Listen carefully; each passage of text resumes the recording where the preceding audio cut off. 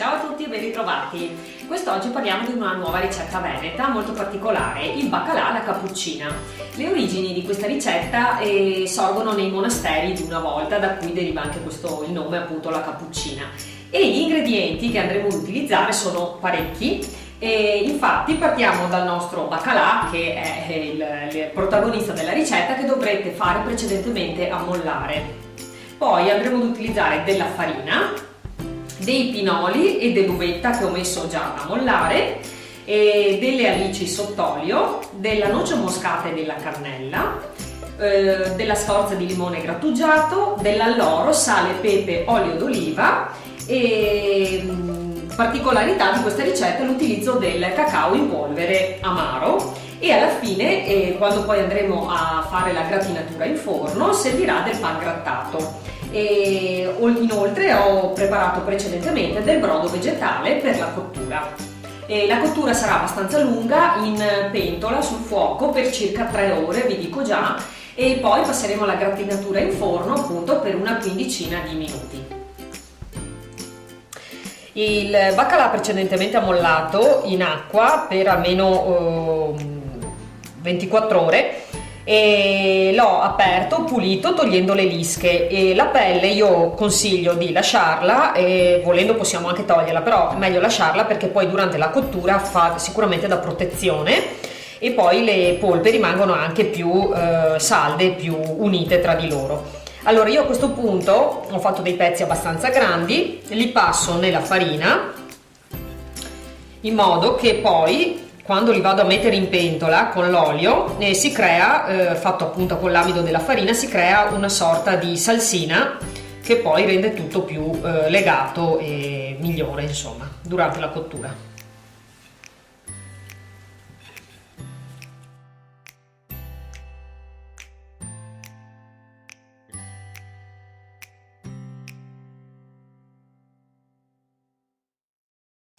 Ho messo nell'olio caldo il baccalà infarinato, ora aggiungiamo dell'alloro, anche rotto in modo piuttosto grossolano con le mani,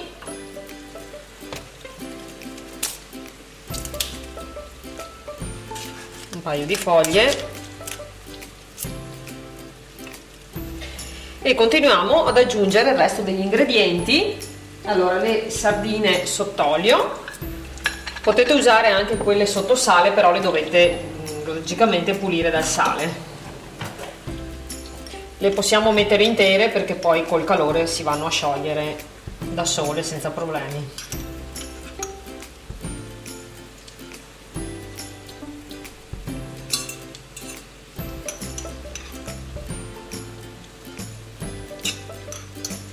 Procedo con l'uvetta che ho strizzato dall'acqua con cui l'avevo fatta ammollare,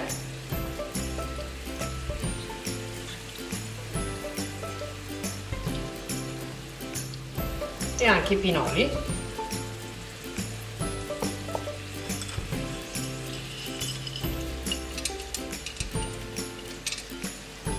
Continuiamo con un cucchiaino di noce moscata,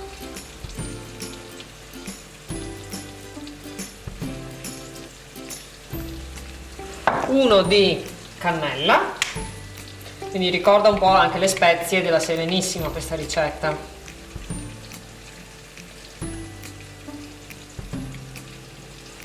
e come dicevo prima sempre un cucchiaino di cacao che deve essere amaro.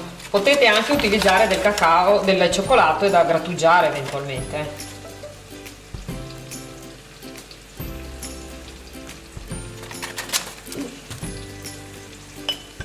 E infine grattugiamo la scorza del limone.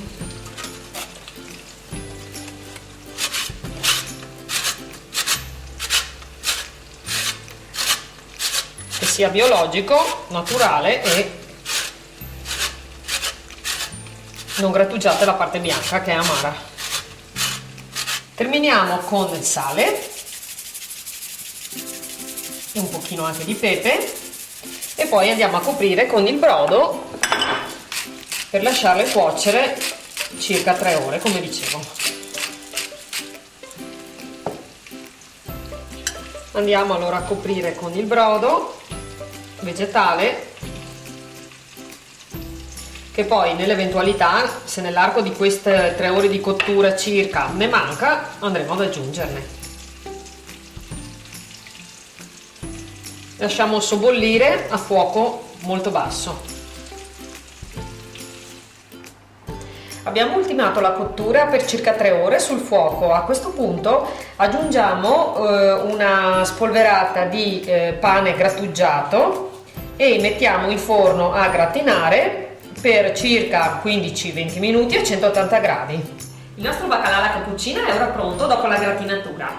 Come sempre io vi ringrazio di seguirmi e vi aspetto alla prossima video ricetta. Ciao!